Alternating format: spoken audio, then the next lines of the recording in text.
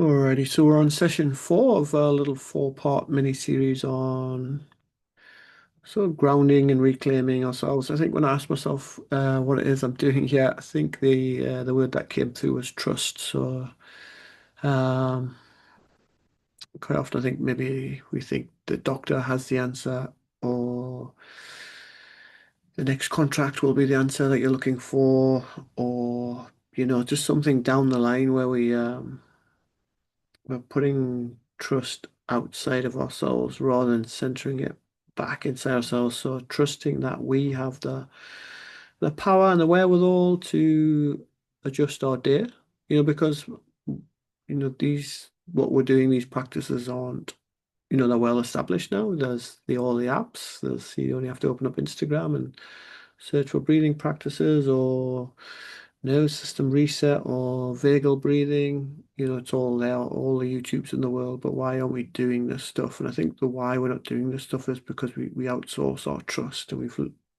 somehow learned to mistrust what arises from within, mistrust our own source, and all of that good stuff. So I started very simply just lying on our backs without anything to do, and trusting some good will come from that. Um, so hopefully on an experiential level, you've felt some of that trust, simply by lying down, spending some time with ourselves in a nourishing way, in a way that's not um, mm, performative. Because all these practices can be performative. We can Once the mind latches onto something, it's already gets contaminated. So start with just lying down and just be exactly in that moment without um, any idea of how you're going to negotiate the space. The egoic mind complex is looking for a way to capitalize and to stay at the helm. And really, it's the egoic mind complex that's driving all of the chaos and, and carnage for ourselves personally, but also the world at large. You don't have to look at.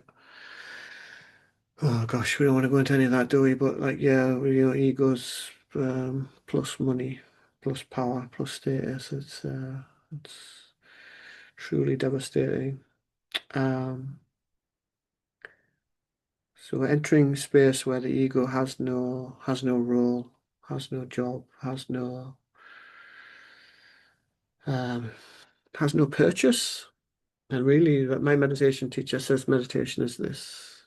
That's you know, I think, I don't know, he's fast approaching 90, and he's probably 5, 6, 7 decades deep into his minute. I think he started in his early 20s, yeah. And he could speak very profoundly about meditation, but in its essence, he just keeps coming back to this. It's just letting go. So when you're lying on the floor, whatever letting go looks like to you in your body, just keep coming back to that. I am going to introduce a practice today, vagal breathing, um, because I think it is hardwired. It's hardwired into our body. It's a reflex, so it's hard for the ego to sort of take charge of that. So, if I was to give you a breathing drill, breathe in for 4 out for 6. Um, Especially the masculine ego, sort of masculine energies within our ego complex can jump onto those and right, do breathe in for 4, out for 6, in for 4, and make it like you're a machine, and then you've sort of lost the essence of who you are in the room. We need to tune into the feminine energies as well as the masculine energies, the feminine of in relation. So when you do take a breath, or are doing a breathing practice, how is that manifesting in your body? Does it make you feel good about the world and at peace with the world? Or is it just something you're doing because you've been told to do it, because this ego of ours is just latched onto another idea, so that it can stay in charge of the show. So yeah, so this the vagal breathing is basically the vagus nerve. Won't go into it in much detail because, like I say, all the information's out there. If we think of it like an antenna, there's this wandering nerve that wanders all the way through the body, comes down to the lungs, the guts, internal organs, the heart, all the way through the face and the ears. Um, And if we just think of it like an antenna, so unlike an aerial, where on my radio, kitchen radio downstairs, the aerial lets the radio signals come in, but it can't send any messages out.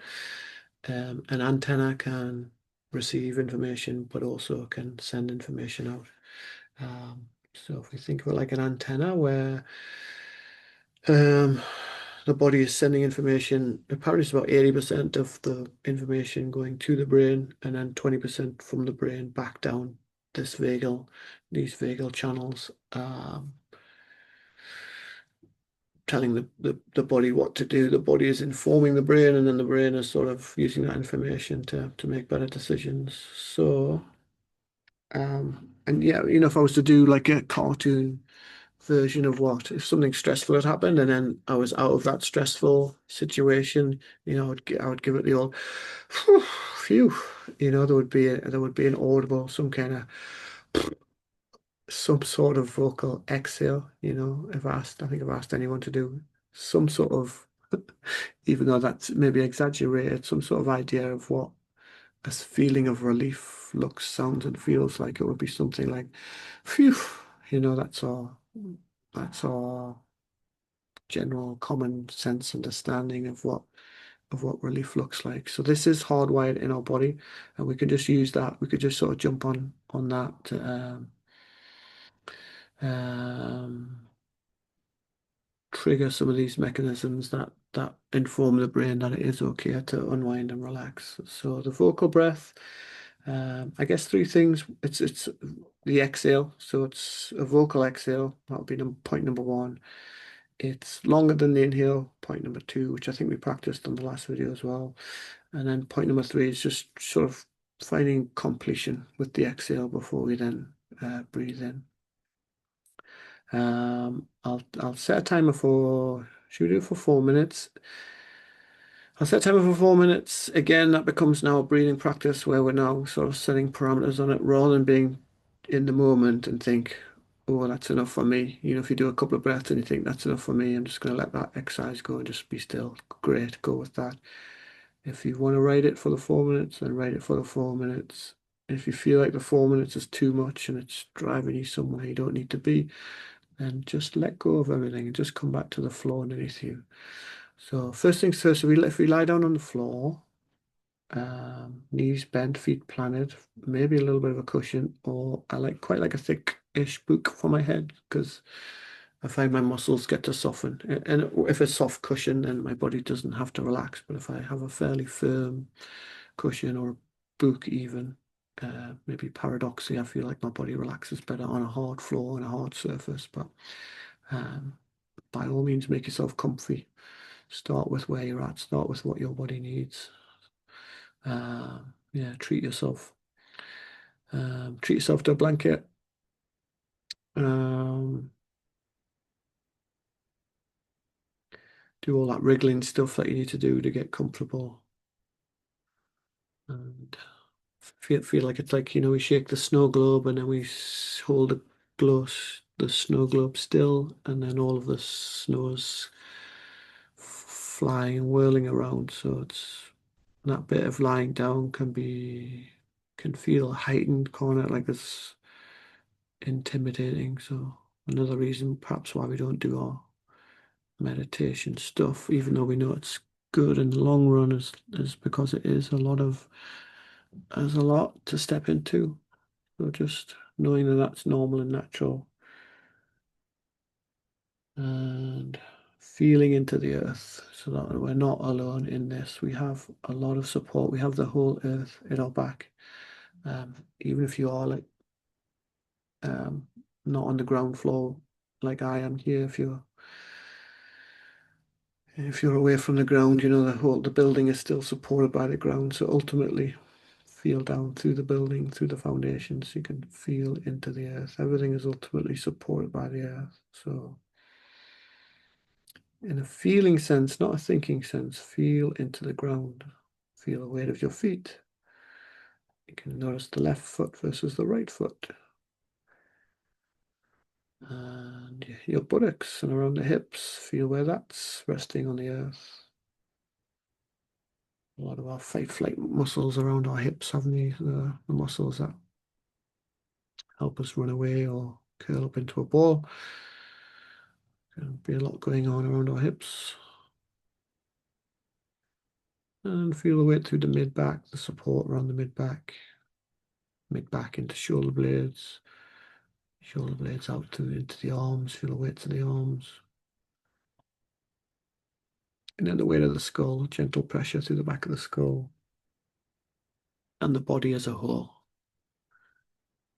And as you've been lying down a minute or so, now you might want to wriggle and adjust again and just make space for the joints, just spreading out. Maybe you need to adjust your blanket, or maybe you haven't got a blanket and you want to jump up and get a blanket. It's all gravy, whatever you want to do. It's your practice, make it work for you. Alrighty, so the breath itself, just as you're lying there, still settling, I'll just introduce the breath. We're going to inhale through the nose, and then the exhale. Some sort of vocalized exhale, some sort of noise. It can be a hum, and we do a lot of that in yoga and stuff. It can be a yawn even. In forest yoga, we talk about soft lines, which is like a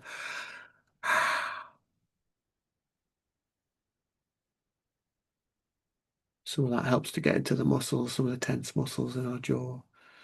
So that can have a double effect on the vagal nerve. Breathing in gently through the nose. Try not to rush the inhale, and then some sort of vocalized exhale. Have a sense of completion through the exhale, so you're not in a rush to finish the exhale. And then relaxing and just let the body fill up naturally on the inhale. All right, I'll set the timer away for about 4 minutes. Like I say, do as little or as much as you want. Let go of the breath, come back to it. As you breathe in through the nose, maybe re-establish that connection through your back ribs, your lower back on the ground. As you breathe in, feel that. Hmm.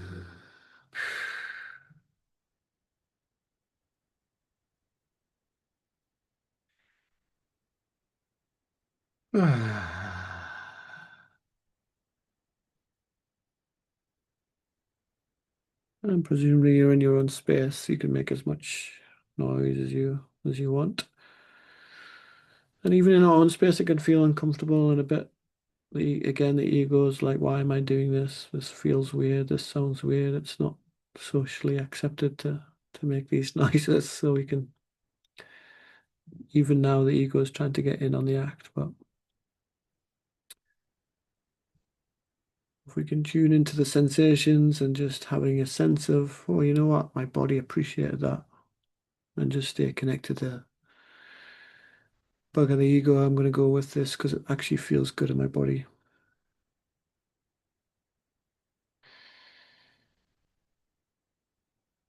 Hmm.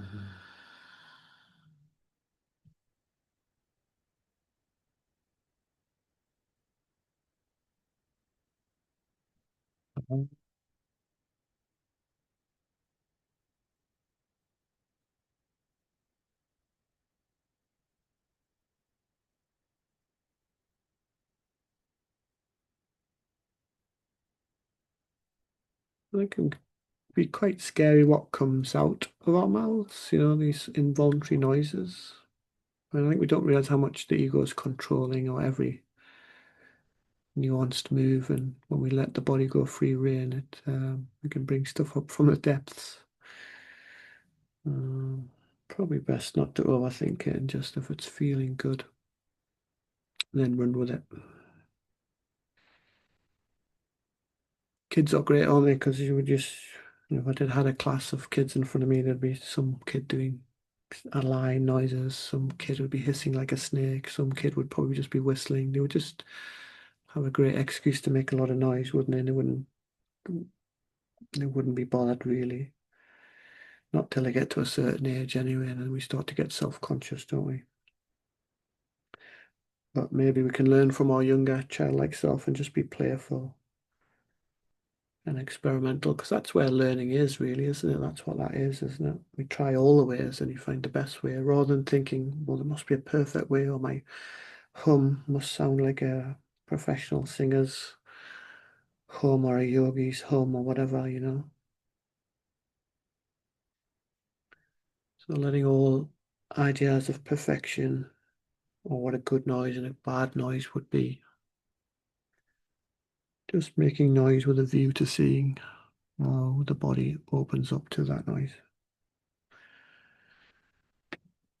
And that's already 3.5 minutes deep. So if you're still with it, you can do another 30 seconds or so.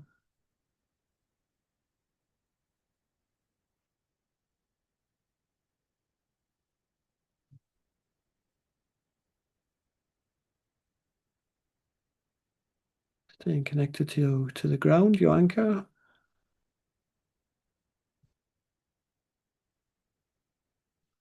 And finishing up with your next exhale.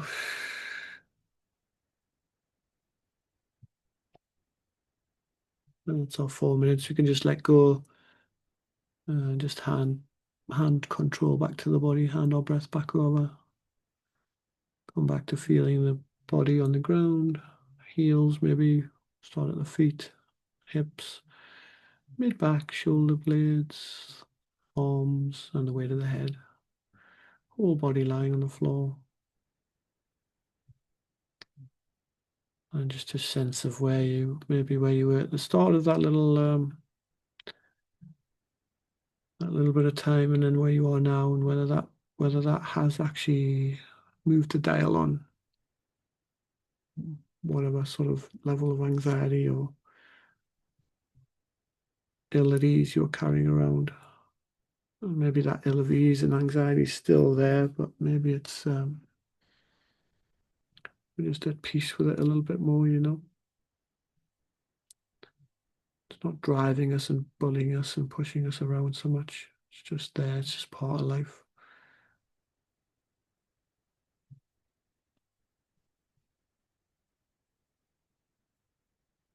Alrighty.